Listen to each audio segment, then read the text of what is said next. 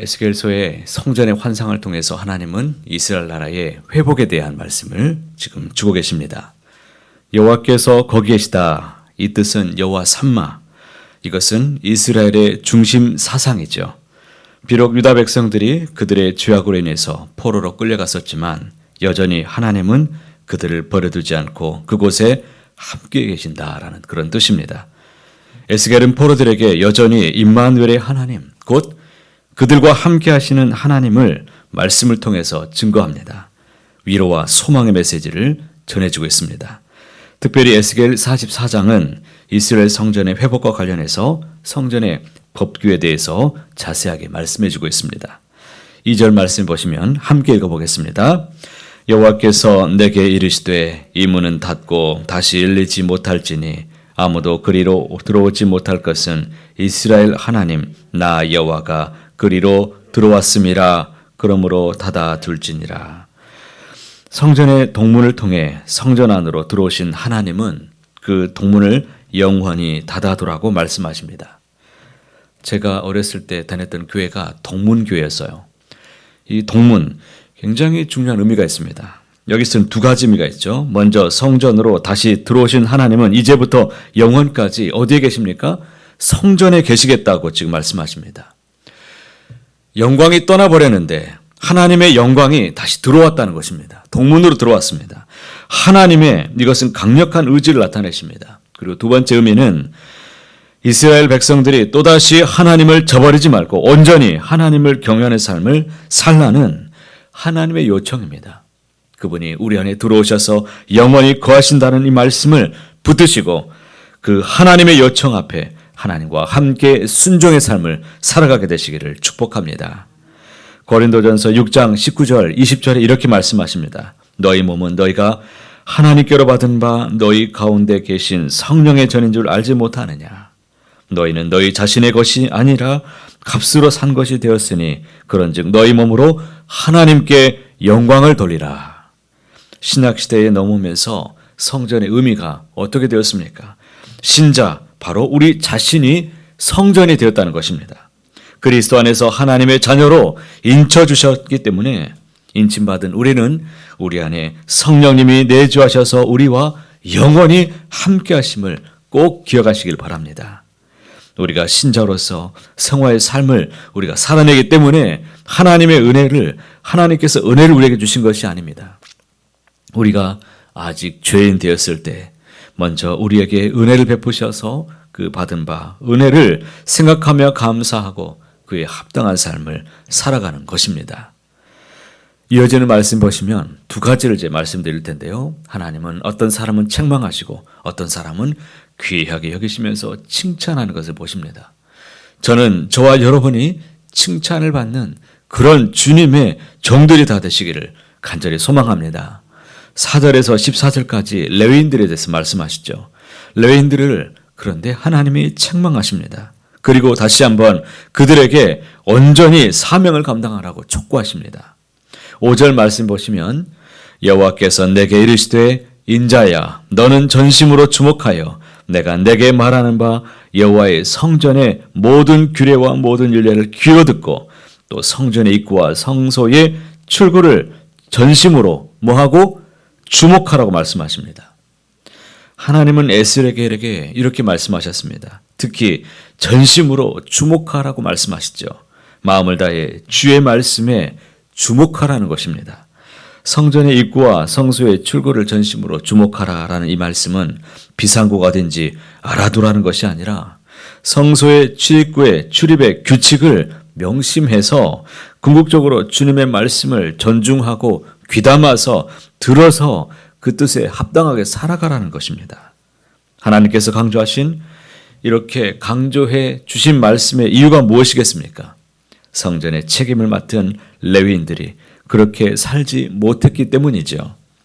하나님께서 우리에게 요구하시는 것은 다름이 아닌 하나님의 말씀을 존중히 여기고 그 말씀에 따라서 순종하라는 것입니다.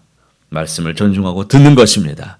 왜냐하면 그것이 영원히 살고 내면의 만족을 얻고 치유와 회복의 인생을 사는 길이기 때문인 줄 믿습니다. 하나님께서는 레위 지파를 특별히 택하셨습니다. 그들인 다른 이스라엘 백성들과 구별되게 하셨습니다. 레위인들은 이스라엘 백성들을 계수할 때에도 제외시켰습니다.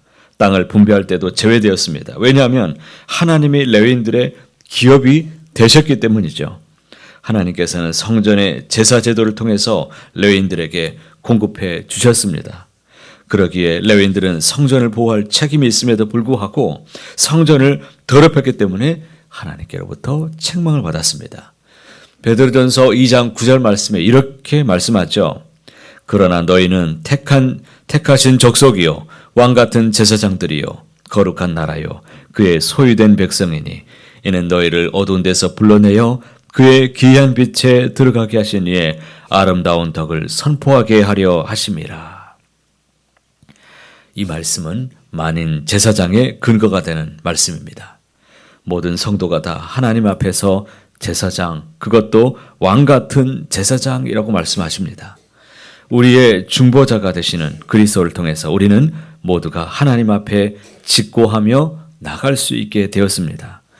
구약시대의 제사장의 역할은 백성들의 죄악을 위해서 하나님이 그 죄를 사하여 주시도록 대신해서 간구하는 역할을 맡았던 사람들입니다. 이 시대를 살아가는 우리 그리스도인들도 하나님께서 우리를 불러주셨는데 나 자신만을 위해서 구하지 말고 이 시대의 죄악을 바라보신다면 하나님 앞에 그들을 위해서도 간구하고 제사장의 역할을 잘 감당해내시길 바랍니다. 하나님이 칭찬하는 사람들이 이어지는데 이 말씀은 더욱 특별히 오늘 새벽에 붙잡았으면 좋겠습니다. 15절 이하의 말씀 보시면 사독의 자손 레위 사람 제사장들에 대한 말씀을 지금 주고 계십니다.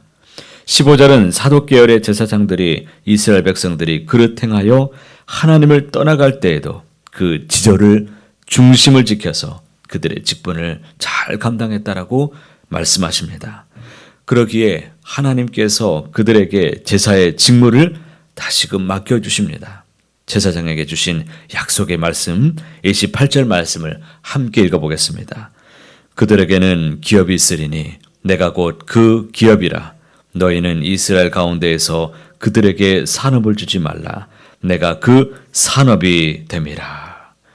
내가 곧 그 기업이라고 말씀하십니다. 하나님이 책임져 주신다라고 말씀하시죠. 날마다 말씀에 그 도를 듣고 말씀대로 듣고 깨닫고 묵상하고 기억하고 성령님의 능력을 구하며 지키며 따르며 살아가시길 바랍니다. 하나님께서 주시는 영광의 기업이 반드시 있게 되실 줄 믿습니다. 세상에 보상이 없다 할지라도 그날에 하나님의 보상이 상이 우리에게 크다는 것을 꼭 기억하시길 바랍니다. 하나님은 오늘도 우리와 함께 하십니다. 우리에게 대하여도 한결같은 사랑으로 깊은 관심을 갖고 계시고 우리를 도와주시는 하나님이십니다. 시대가 아무리 험하고 타락해도 타협하지 않은 신실한 하나님의 백성을 하나님은 지금도 남겨두십니다.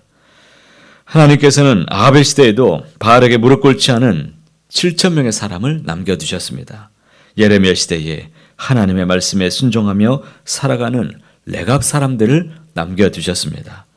오늘 본문에서는 에스겔 시대에 사독 계열의 제사장들을 남겨두셨습니다. 오늘 우리 시대에 하나님은 사람을 찾고 계십니다. 바알에게 무릎 꿇지 않은 7,000명의 사람들이 되시기를 바랍니다. 레갑 사람들처럼 순종의 사람이 다 되시기를 바랍니다. 에스겔 시대의 사독 자손의 이 제사장들처럼 하나님이 찾으시는 백성들이 되시길 바랍니다. 하나님께서 이 시대에 우리가 그런 사람들이 되라고 우리를 불러주셨습니다. 하나님께서는 우리를 우리의 진리와 주님의 진리와 생명의 도구로 우리를 사용하기를 원하십니다. 하나님께서 주시는 그 영광의 기업이 다 되시기를 주님의 이름으로 간절히 소원합니다.